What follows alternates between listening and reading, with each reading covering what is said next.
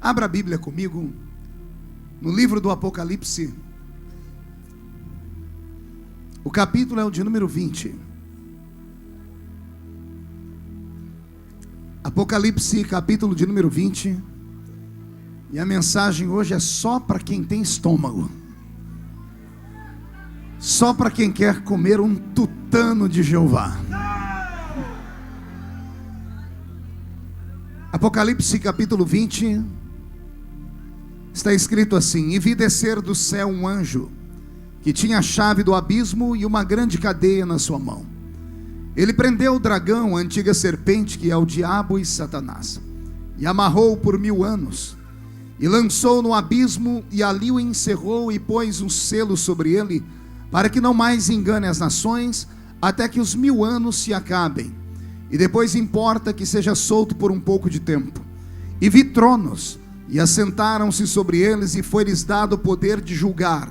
E vi as almas daqueles que foram degolados pelo testemunho de Jesus e pela palavra de Deus, e que não adoraram a besta, nem a sua imagem, e não receberam um sinal em suas testas, nem em suas mãos, e viveram, e reinaram com Cristo durante 1000 anos. Mas os outros mortos não reviveram, até que os 1000 anos se acabaram. Esta é a primeira ressurreição. Bem-aventurado e santo aquele que tem parte na primeira ressurreição. Sobre estes não tem poder a segunda morte, mas serão sacerdotes de Deus e de Cristo, e reinarão com ele por 1000 anos. E a igreja que acredita nesse livro, fecha a Bíblia dando glória a Deus. Pegue na mão de quem está do seu lado mais uma vez. Vou pedir para que o sonoplasta me dê um pouquinho mais de agudo aqui, e se você puder me dar um pouquinho de brilho no som, eu te agradeço. Feche os olhos. Pai, eu te agradeço por estar aqui. O teu servo, o anjo da igreja, já me apresentou, me colocando em suas mãos. Eu apenas complemento a oração, pedindo ao Senhor que cerque esta igreja com a sua glória, e num raio de 5 quilômetros, onde houver um demônio alojado, que esses demônios recuem agora em nome de Jesus, e que os anjos desçam sobre nós, trazendo brasas de fogo nas mãos, comecem a esparramar estas brasas aqui, e onde houver um crente cheio do Espírito Santo, pega ele nas suas mãos nesta noite e mostra o caminho da verdadeira e poderosa adoração. E a igreja que é soberana diz: amém. Os que podem, tomem o seu assento aplaudindo a Jesus porque Ele é bom. Glória a Deus. Vou pedir para que o pastor Roberto mude a música que ele está tocando. E eu quero a sua atenção nessa noite. Quando eu estava me dirigindo para cá, o Senhor disse ao meu coração que esta noite seria uma noite de revelações. E revelações são mistérios. E mistério é algo que na mão de Deus tem pelo menos 3 características. Primeiro, só Deus sabe. Segundo, Deus só revela no tempo certo. E terceiro, Deus só revela para quem tem intimidade com Ele. Alguém aqui tem intimidade com Deus essa noite? Então olhe para o irmão do seu lado e diga para ele: não me atrapalhe agora. Diga: eu quero entender o que eu estou ouvindo. O capítulo 20 do Apocalipse é um dos capítulos mais poderosos do livro da Revelação. É um capítulo que nós costumamos chamar em teologia de capítulo da escatologia bíblica. Escatologia é a doutrina das últimas coisas, ou seja, aquilo que está reservado para a humanidade, para a igreja, para todos os homens nascidos nesse mundo. Eu poderia aqui iniciar um estudo, e se o pastor me deixasse, nós iríamos até às 8 horas da manhã, só no primeiro versículo. Então, como não há tempo para isso, eu vou fazer aqui um apanhado geral. Vou despertar em você o desejo de conhecer a Bíblia.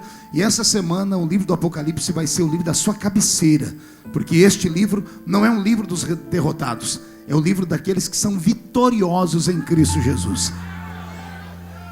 Poderia falar sobre o texto todo, mas quero me ater no último versículo. O último versículo deste capítulo diz assim: bem-aventurado e santo aquele que tem parte na primeira ressurreição. Qual ressurreição? Segunda? Terceira? Qual ressurreição? Não ouvi? 1, 2, 3? Agora fale completo. Primeira ressurreição. 1, 2, 3? Mão direita para o céu. Agarre o ombro de quem está do seu lado. Tem gente que nem para me obedecer vai. Agarra o ombro da pessoa, chacoalha ela até ela ficar irritada e diga para ela: será que você vai fazer parte da primeira ressurreição? Agora chacoalhe com força, diga: para isso Deus te trouxe aqui, para sacudir a sua fé, em nome do Senhor Jesus. Posso ouvir um grito daquele que acorda o Rio de Janeiro todo?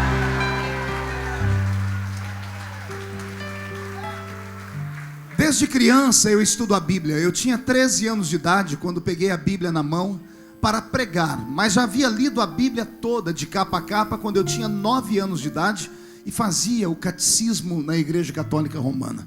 Me apaixonei pela Bíblia e me tornei um estudante dela.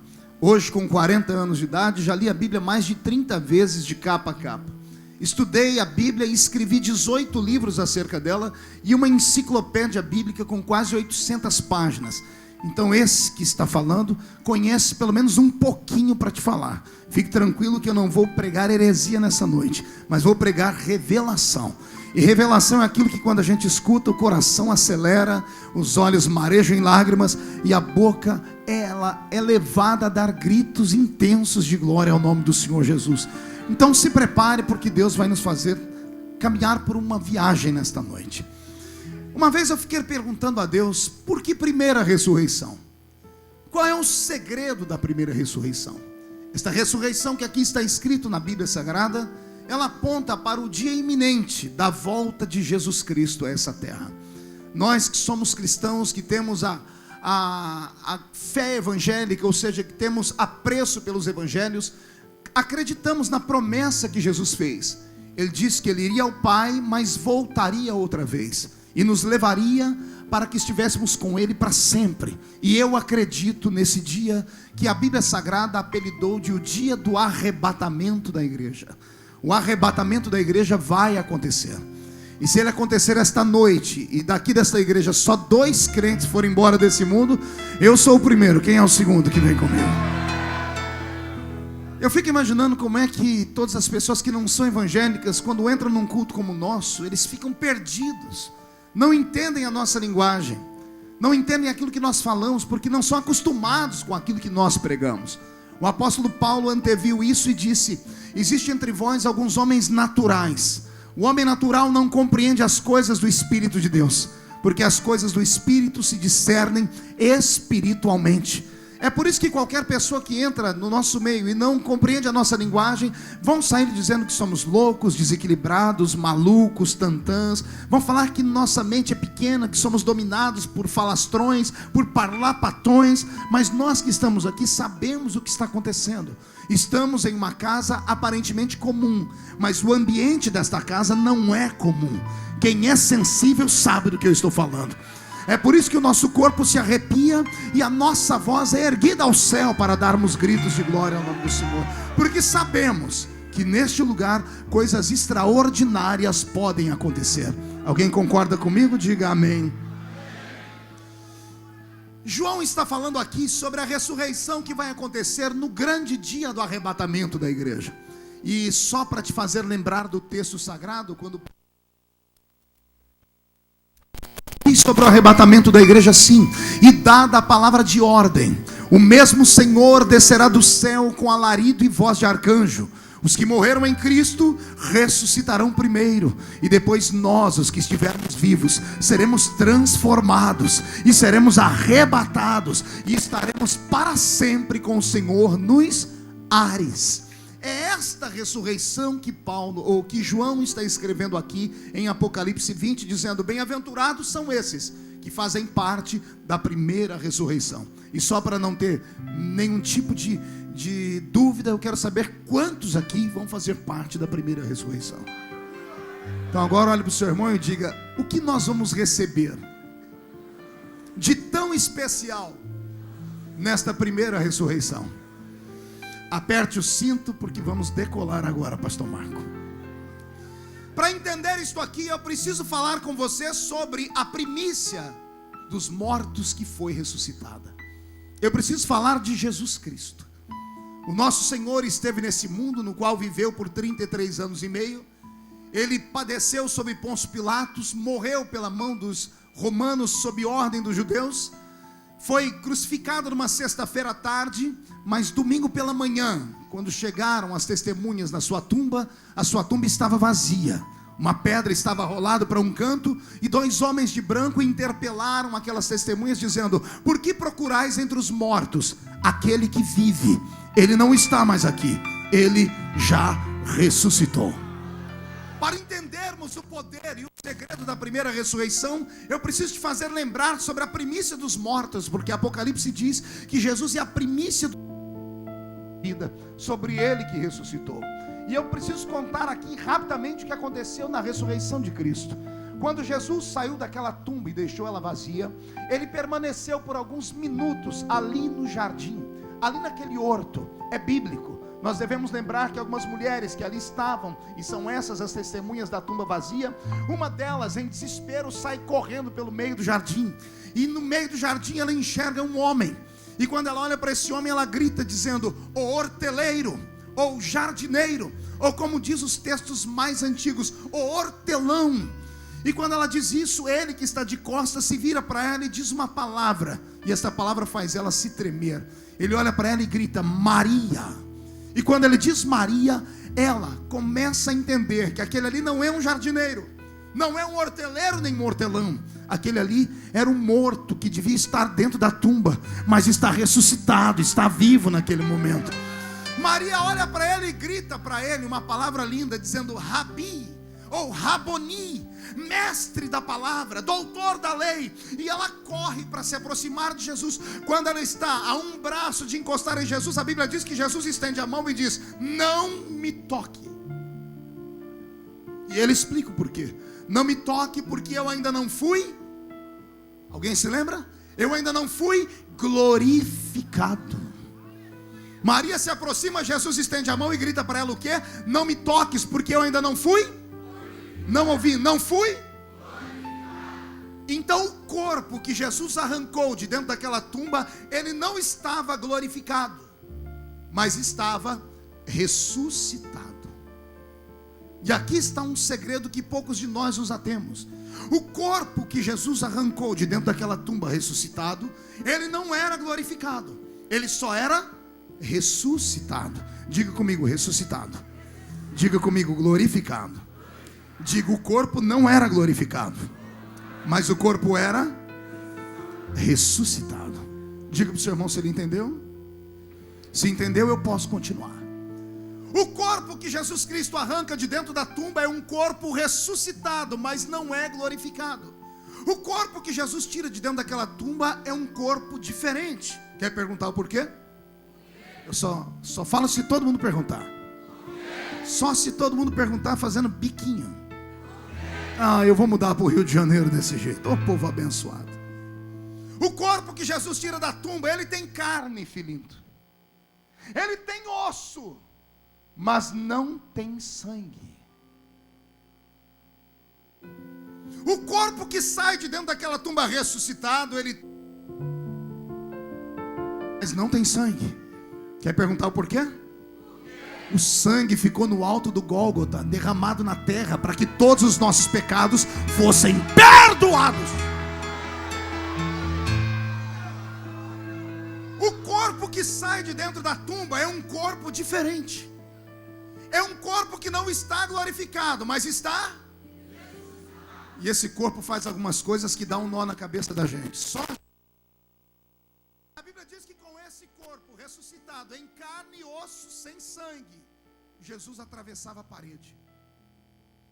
Estavam os discípulos reunidos em uma casa, porta e janela fechada, e quando eles abrem os olhos, lá dentro da casa está ele. O coração deles acelera e ele desaparece dali. Meia hora depois entra um cidadão que não estava na reunião, cujo nome é Tomé. E todos estavam dizendo: Tomé, ele esteve aqui, Tomé. Ele ressuscitou de verdade, a história é verdadeira. E Tomé começa a dizer: eu só acredito se eu colocar o meu dedo na ferida dele. Eu só acredito se eu ver.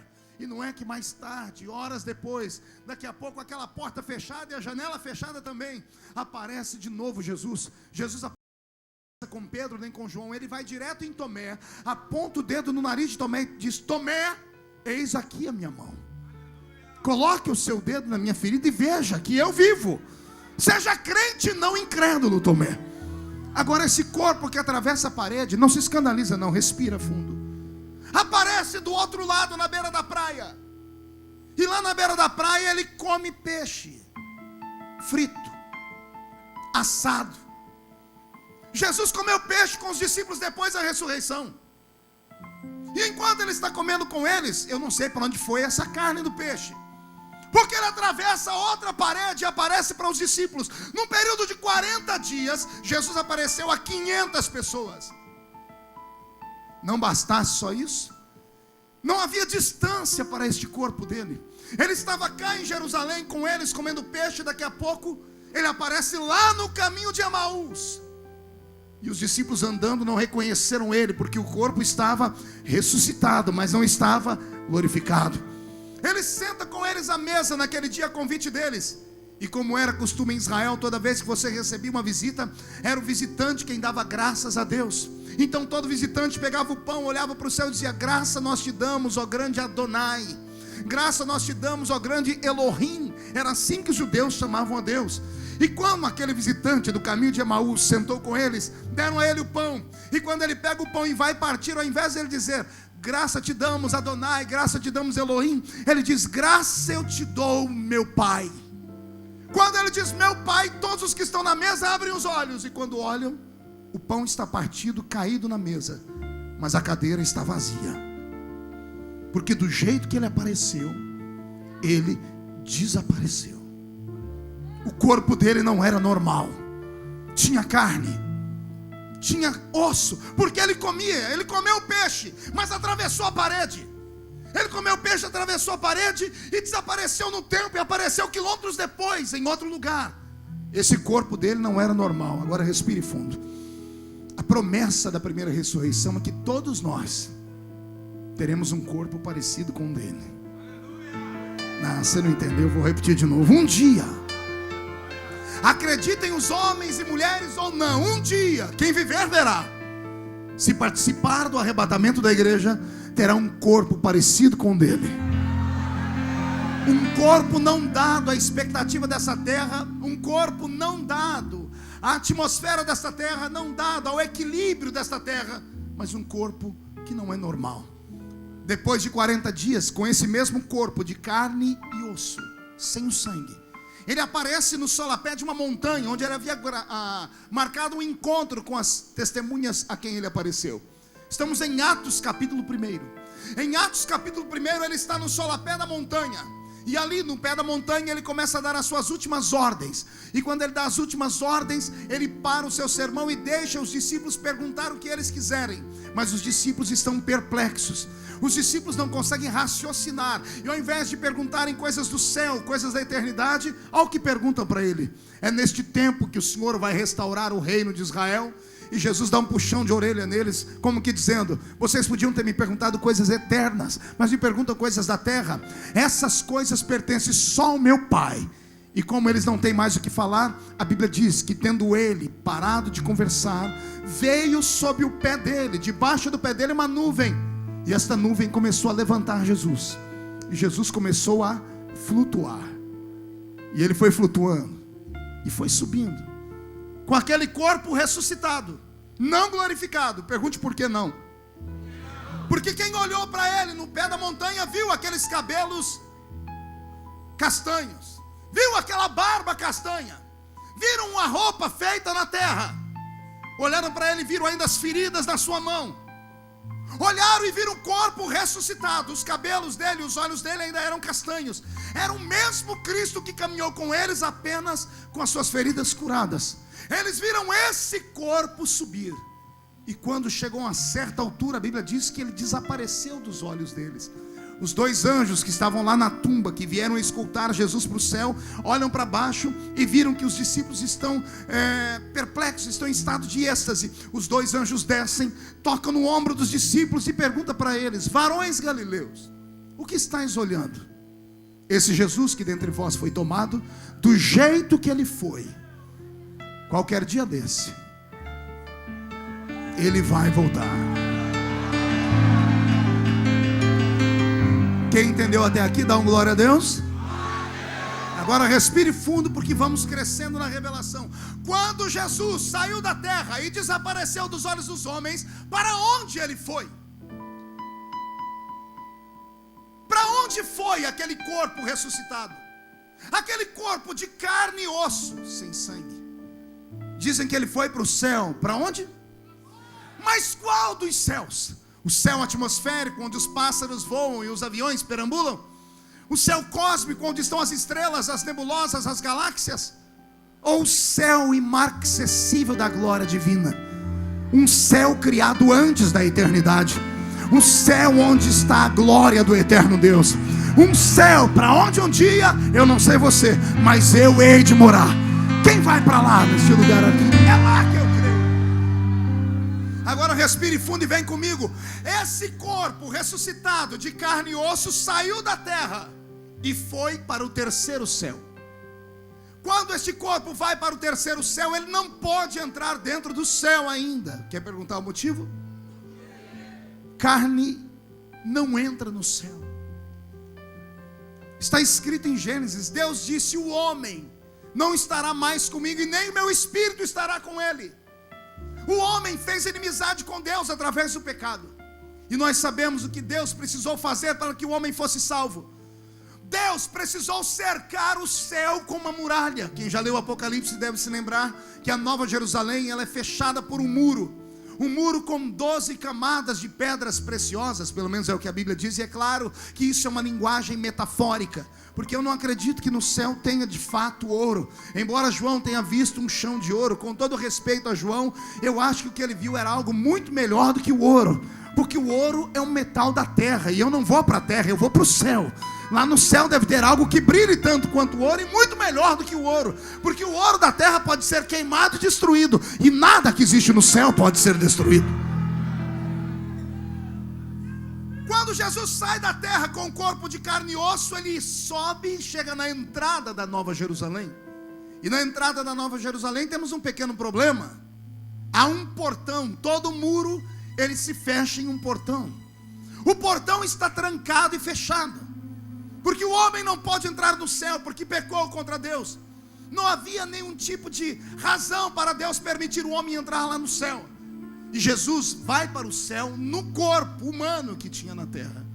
Quando ele chega na porta do céu, os anjos que guardam o céu vêm voando e vêm gritando. Possivelmente porque olharam aquele corpo e não sabiam que corpo era aquele. E explico isso para vocês: anjo não é onisciente, anjo não é onipresente. Anjos são seres espirituais e onde eles estão ficam. Como não são oniscientes, não sabem do futuro nem do passado, nem do próprio presente. Só sabem aquilo que Deus lhes revela. Como anjo não é onipresente, não podem estar em todos os lugares ao mesmo tempo. Os anjos que guardam o céu estão ali desde a eternidade, para não deixar que ninguém entre ali dentro. Você lembra quando está escrito no livro de Jó, que vieram os filhos de Deus se apresentar, e veio também Satanás? Nesse dia em que Deus abriu a porta para que os anjos viessem falar com eles, para passar por ali tem que passar pelas entradas, e só entra gente credenciada. Deus permitiu que o diabo entrasse naquele dia por um ato divino, mas ninguém pode entrar lá dentro a não ser seres autorizados.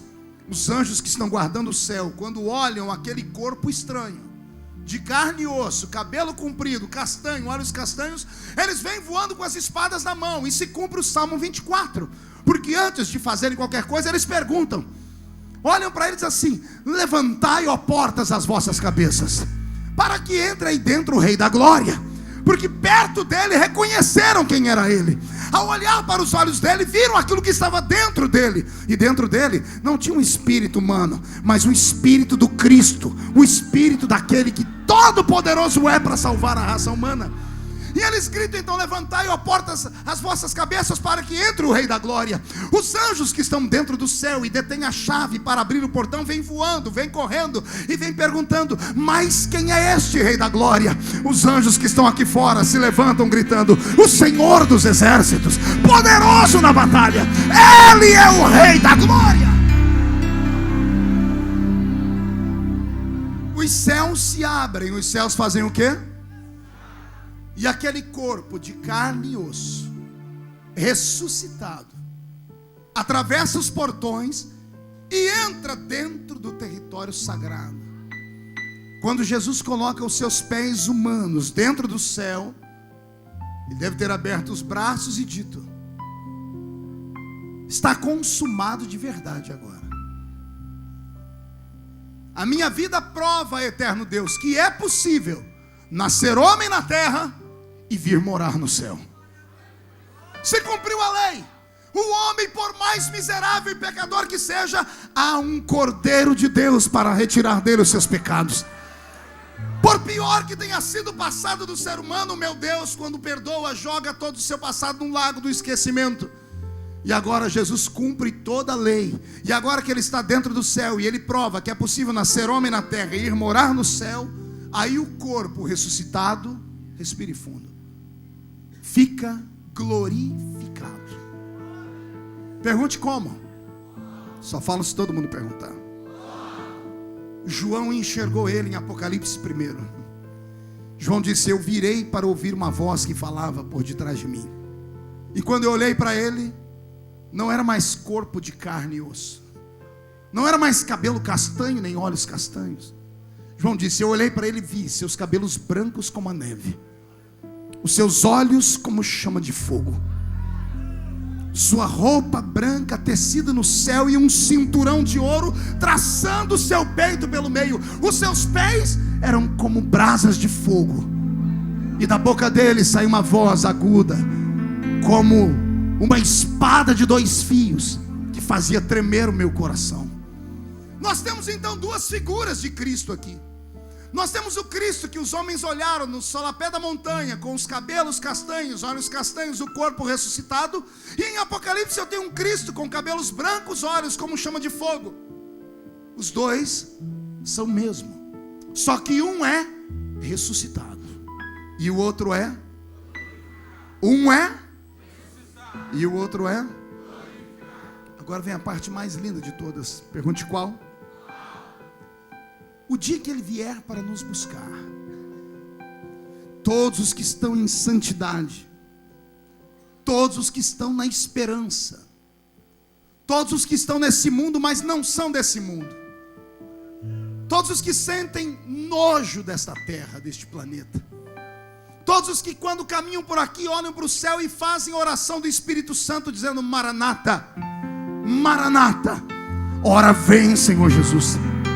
Todos os que estiverem com seus ouvidos afinados no diapasão do Espírito Santo vão ouvir o toque da trombeta divina.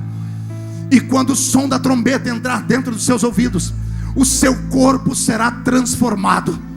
Os que morreram em Cristo vão ressuscitar.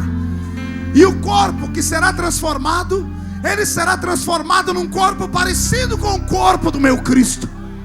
Um corpo diferente de tudo aquilo que você possa imaginar. Não, nós não teremos um corpo de um anjo, porque anjos têm os seus corpos são etéreos.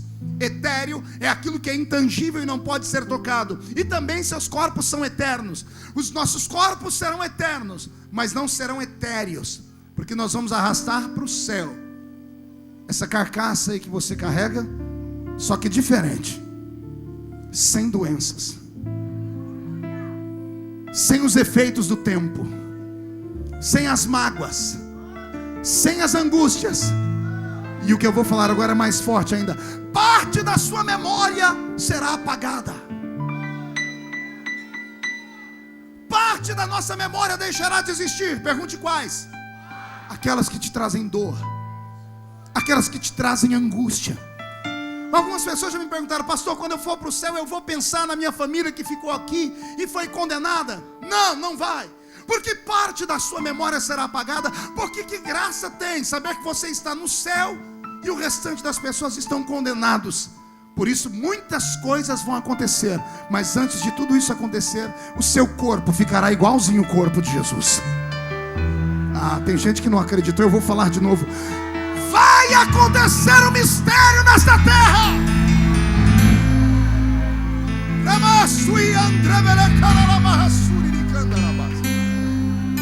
Fiquem os filósofos, fiquem os artistas, fiquem as pessoas que se dizem ateias, fiquem as pessoas que são cheios de gnosticismos. Deixe essas pessoas falarem o que quiserem de mim, de você. Nós não somos normais. Uma pessoa normal não entraria dentro de uma igreja para ficar até quase 10 horas da noite, como você está, em pleno meio de semana, segunda-feira brava. Uma pessoa normal está em casa assistindo Salve Jorge agora. Aqui estão os anormais que não querem Salve Jorge, querem que Jesus salve a humanidade toda.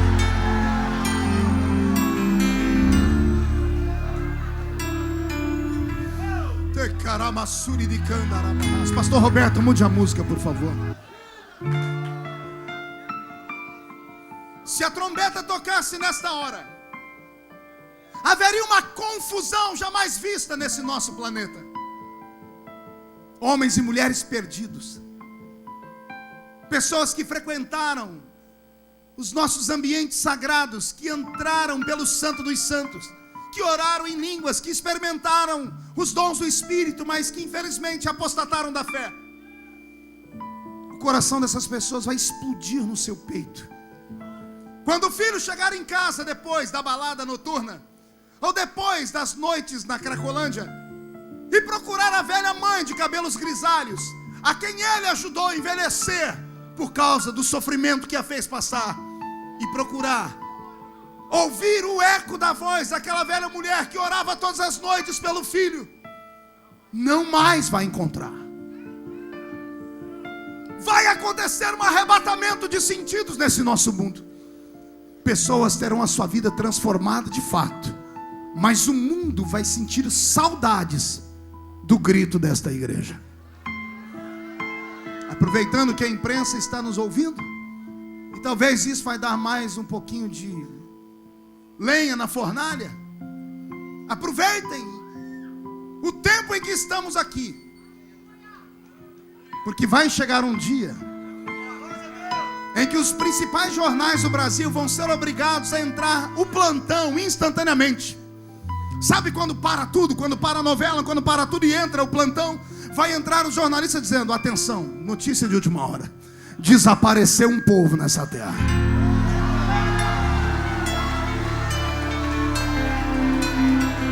Estavam todos reunidos na Assembleia de Deus nos últimos dias, lá das mulheres do roupão, lá daquele pastor maluco que todo mundo fala, e de repente, depois dos gritos, fez-se silêncio.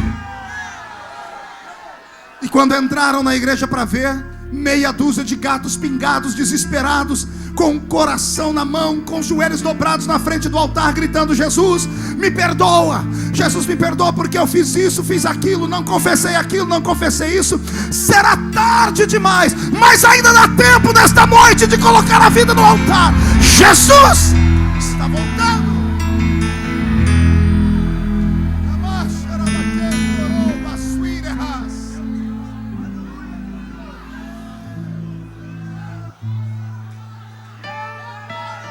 Quantas pessoas vão chorar naquele dia? Quantos filhos que desrespeitaram seus pais? Quantos filhos que afrontaram a autoridade dos seus pais? Quantas mulheres que arrancaram a vida de dentro de si ao abortarem os seus filhos? Quantas pessoas que desonraram em seus corpos a imagem de Deus e destruíram aquilo que Deus lhes deu, que destruíram a sua própria natureza? Quantas pessoas que hoje debocham e riem, fazem um monte de coisas contra a minha vida e contra a sua, naquele dia vão entender por que esse povo vinha à igreja, vão entender por que a gente não revidava, por que a gente não partia para a ignorância. Vão entender que um crente, quando ele encontra Jesus, ele encontra uma nova vida. Eu não sei você, mas eu estou orando: Maranata, Maranata, ora vem, Senhor Jesus.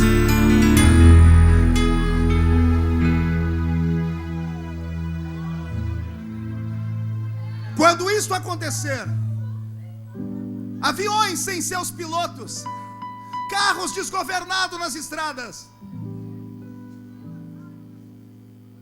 haverá uma confusão jamais vista nesse planeta. O mundo ficará em desespero.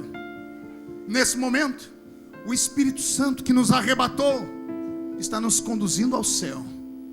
O Espírito Santo que esteve dentro dos cemitérios e ressuscitou aqueles que morreram em Cristo.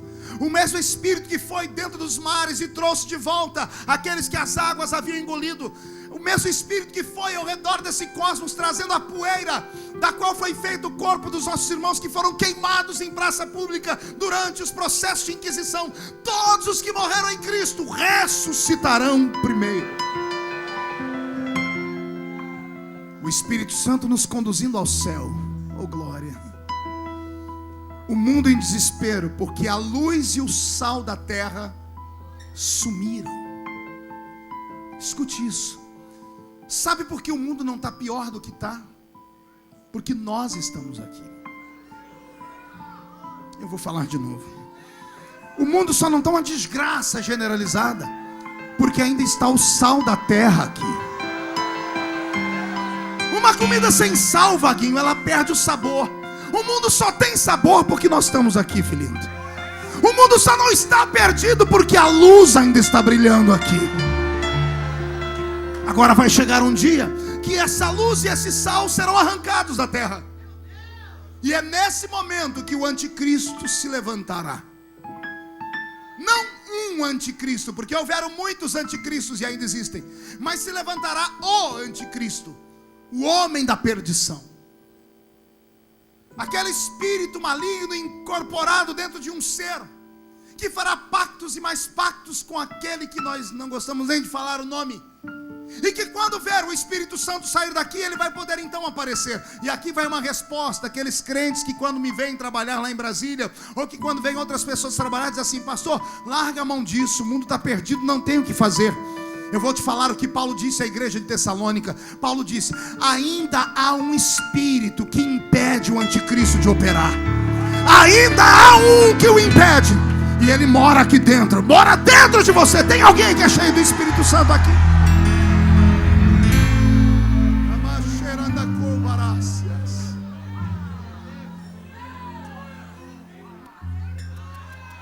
Quando nós subirmos daqui com os que morreram em Cristo, os que fazem parte da primeira ressurreição, subiremos às nuvens e nos encontraremos com Ele para uma noite inesquecível, uma noite que para nós irá durar algumas horas apenas, mas para esse mundo aqui vai durar cerca de 7 anos. Quantos anos? Quando desaparecermos aqui, nosso corpo ressuscitado, receberemos vestes novas e apareceremos logo em uma mesa gigantesca. Seremos arrastados da terra para as bodas do Cordeiro. Hoje nós somos noiva do Cordeiro, mas no arrebatamento nós nos casaremos com Jesus Cristo e seremos esposa de verdade. Hoje somos noiva, mas um dia seremos esposa. É a linguagem bíblica. E a Bíblia Sagrada diz que quando isso acontecer, nós estaremos com o Senhor nos ares, em uma mesa gigante, preparado, cujo nome será as bodas do Cordeiro. O tamanho dessa mesa, Apocalipse diz, João disse: eu vi a mesa, ela começa no ocidente, vai até o oriente, ou começa no oriente, vai até o ocidente. Pense numa mesa gigante. Um daqueles lugares é seu. Não, você não entendeu, eu vou falar de novo. Lá tem uma cadeira com o seu nome. Será as bodas do Cordeiro. E agora vem a parte mais gostosa. Pergunte qual? Nós vamos comer durante 7 anos. 7 anos para quem está na terra. Lá serão apenas algumas horas. No mundo espiritual não existe horário. Nós não somos dados à lei física, porque não envelhecemos em nada disso. Estaremos sentados nessa mesa, um ao lado do outro. Eu quero te encontrar lá, viu? Quero ver você lá perfeitinho. E agora vem a parte mais deliciosa. O corpo é ressuscitado. O corpo é o quê? A gente vai comer igual Jesus comeu peixe na praia. Não, você não entendeu, eu vou falar de novo. Nós vamos sentar nesta mesa e vamos comer até falar chega. 7 anos comendo, e detalhe, sem engordar nenhum quilo. Nada de estria mais, nada de problema com esse mundo mais. Estaremos para sempre com Ele. E agora vem a parte mais deliciosa da festa. Pergunte qual? Já imaginou o tamanho da mesa? Alguém deve estar pensando: pastor, eu já sei porque que vai durar 7 anos o nosso horário aqui da terra. Haja garçom para servir todo mundo. Não, fique tranquilo. A Bíblia diz que naquele dia quem vai servir a esposa é o esposo. E pastor, então vai demorar mais? Não, não vai, porque o nosso esposo agora não está mais no corpo ressuscitado. O corpo dele é glorificado. Enquanto ele está servindo o meu prato aqui, ele está servindo o seu do outro lado. Enquanto ele está servindo do outro, ele está lá no Oriente servindo a outra, porque o corpo dele é glorificado.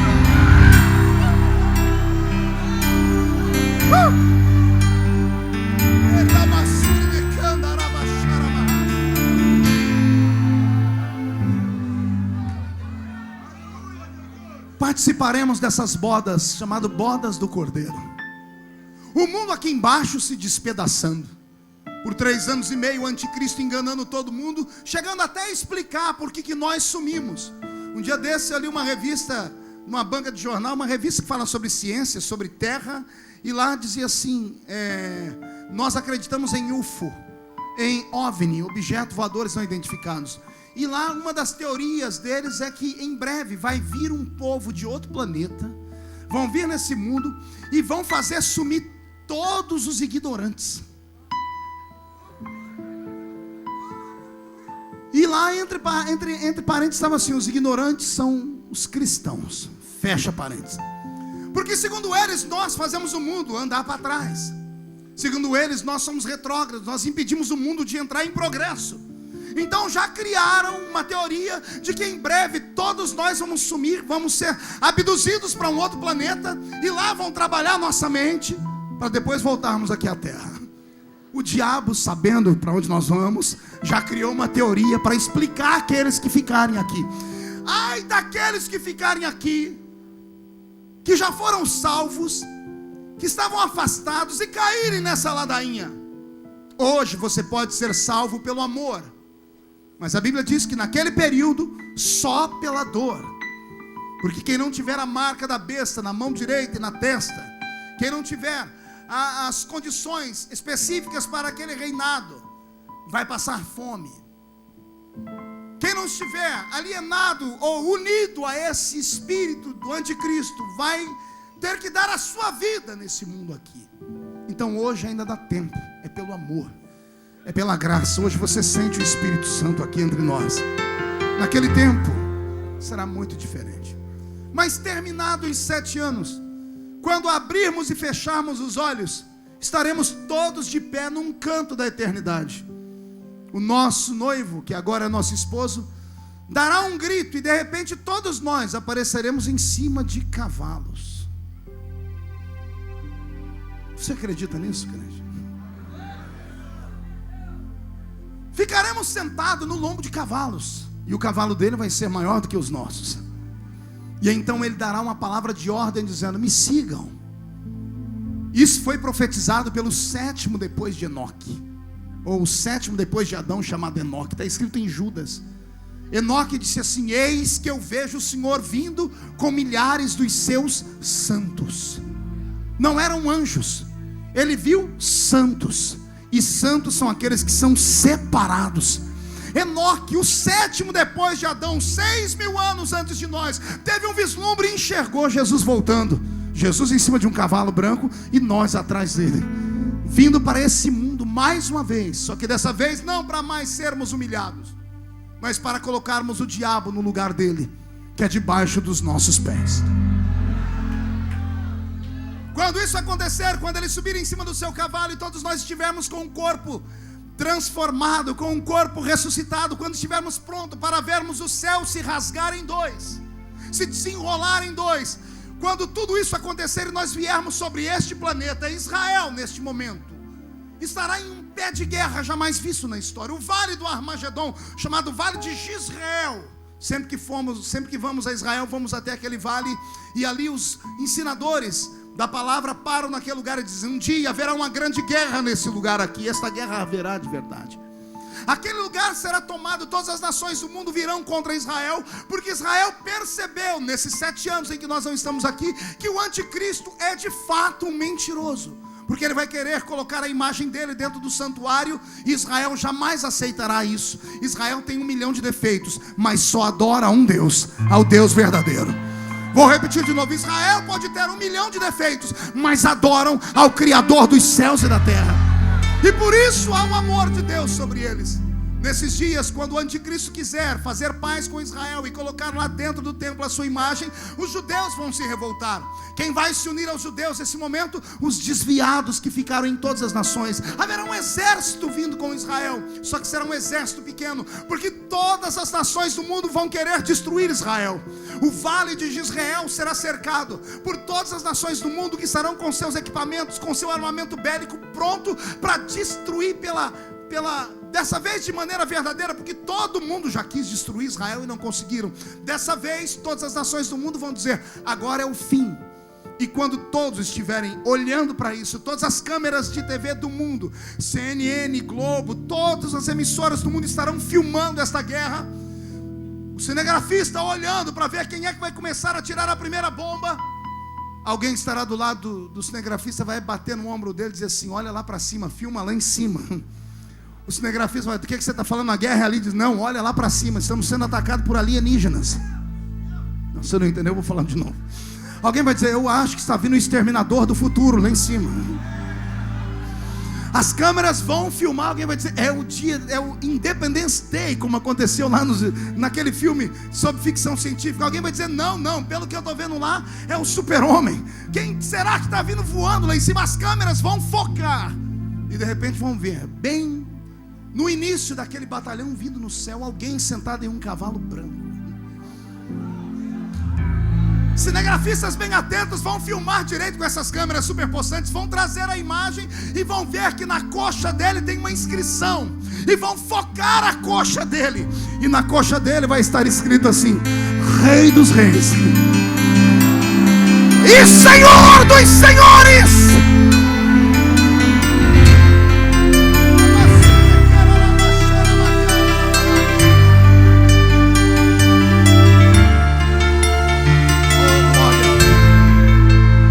Se cumprir o que a Bíblia diz, que naquele dia todo olho o verá. O que diz a Bíblia? Naquele dia todo olho. O arrebatamento da igreja se dará em 2 fases. Na primeira fase será tudo escondido, será tudo misterioso. A Bíblia diz que Jesus virá como ladrão da noite. E a Bíblia diz: se o pai de família soubesse a que hora que o ladrão viria, ele ficaria atento. E Jesus ainda disse: estarão 2 dormindo em uma cama naquele dia, um será tomado, o outro será deixado. Estarão 2 trabalhando em um moinho, um será tomado, o outro será deixado. Olha o que Jesus diz: um estará dormindo, o outro estará trabalhando. Era a forma de Jesus dizer: no dia em que eu voltar, eu vou voltar em várias fases para o mundo. Enquanto metade do mundo dorme porque é dia, a outra metade, ou dorme porque é noite, a outra metade trabalha porque é dia. Vai acontecer um arrebatamento nesse planeta, senhoras e senhores. Jesus Cristo vem buscar a sua igreja de verdade. Esteja preparado, por favor. Pare de levar esse evangelho tacanho, pequenino, miserável, onde você quer transformar Jesus como se fosse numa espécie de gênio da lâmpada, onde você esfrega e pede, e tudo que você pede Ele te dá. Por favor, não sirva a Deus por aquilo que Ele pode te dar, sirva a Deus por aquilo que Ele já te deu. Ele te deu o nome escrito no livro da vida.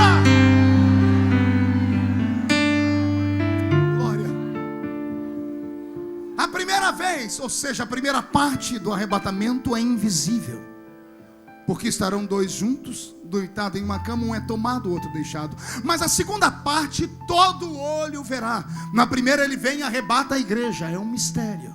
Na segunda ele vem com a igreja, e é nessa parte que nós entramos.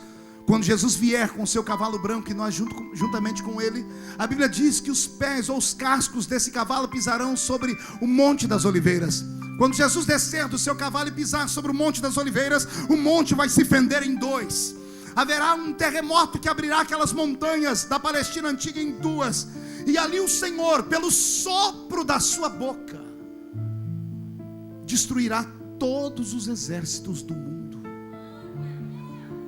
Não, você não entendeu. Não vai ter uma munição que saiu do cano de um revólver. Não vai haver uma explosão atômica. Será o sopro da boca dele. E a Bíblia diz: e ele, pelo sopro da sua boca, aniquilará todos os inimigos de Deus. Acaba assim, pastor? Não, é só o começo. Pergunte por quê. Uma vez feito isso, Jesus instaura o seu reino em Jerusalém. Jerusalém sempre foi, é e será para sempre a capital espiritual do planeta Terra. Vou falar de novo. Jerusalém foi, é e será para sempre a capital espiritual do planeta Terra. A cidade de Davi. Quando Jesus colocar o seu trono naquele lugar, Ele governará o mundo. Ele governará o quê? Diga para o seu irmão, não é um país. Diga, não é um continente. Ele vai governar o mundo. Ele vai governar o que, igreja? Pergunte para mim, por quanto tempo, pastor? Por 1000 anos. Nesse período antes de tomar o governo, ele agarra o diabo pelo chifre, coloca prisões em suas mãos, grilhões, e envia ele para uma prisão, onde Satanás ficará por 1000 anos. E por 1000 anos essa terra ficará em paz. Jesus governará em Jerusalém. Agora, todo rei que se preza não governa sozinho. Ele precisa de súditos para governar. E é aqui que entra a parte mais bonita de toda a história. Bem-aventurados que fazem parte da primeira. Bem-aventurados que fazem parte do quê? Não entendi. Bem-aventurados que fazem parte do quê? Primeiro, porque o corpo não pode morrer mais. Segundo, porque o corpo pode sentir prazeres dessa terra, como o paladar pode comer.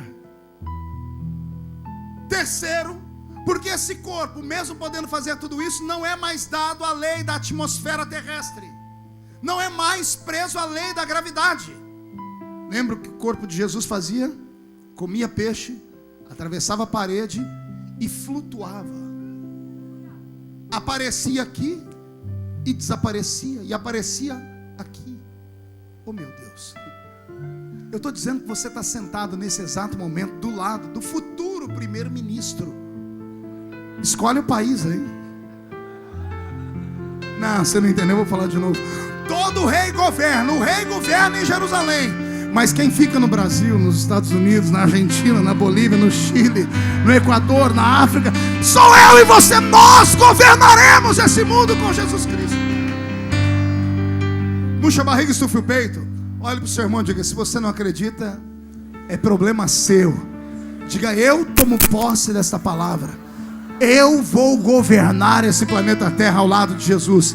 Só quem acredita nisso, dá um grito para acordar a cidade inteira.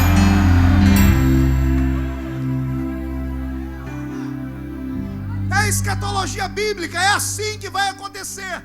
Você acha mesmo que o diabo só te persegue porque você é bonitinho? Você acredita mesmo que o diabo só te persegue porque você é um crente que fala meia dúzia de língua estranha na igreja? Satanás sabe do que é que vai dar se ele não te segurar. Ele sabe coisas que você não sabe. E mais, ele crê em coisas que você não crê. Quando ele olha para você, ele não vê o que você vê. Quando você olha para o espelho, tem gente aqui que quando vai dormir de noite é um Deus os acuda. Olha para o espelho e fica olhando tanto, até chorar de pena de si mesmo.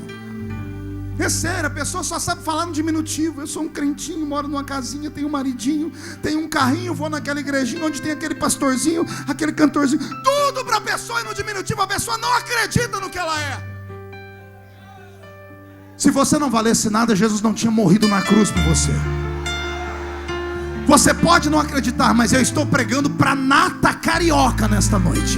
Eu estou pregando para a nata da sociedade do Rio de Janeiro nesta noite. Eu estou pregando para os homens e mulheres que vão virar esse planeta de cabeça para baixo.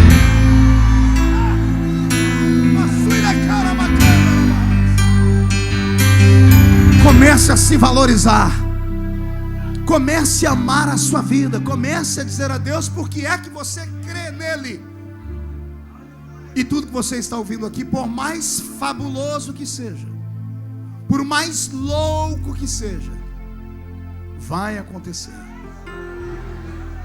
E quem viver, verá. Você vai se encontrar comigo, ou lá nas ruas do céu, ou lá nas bodas do Cordeiro, ou vai me visitar em um dos países onde eu estarei lá como ministro-chefe. E você vai me dizer, você tinha razão.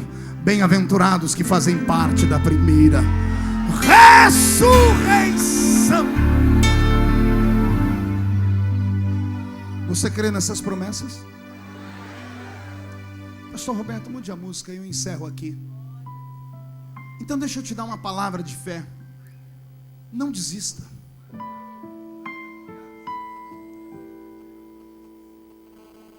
Não saia da presença de Deus por nada. Deixe as pessoas rirem da gente. Deixe rirem das suas roupas. Deixe rirem de você ser uma moça que resolveu esperar. Deixe rirem de você quando te encontrarem pelas ruas com a Bíblia debaixo do braço. Deixe as televisões do mundo nos humilharem. Deixe debocharem e rirem de nós. Nós estamos aqui, mas nós não somos daqui. E não, nós não somos alienados. Nós temos a Bíblia como regra de fé. E eu creio na Bíblia. Eu creio na palavra.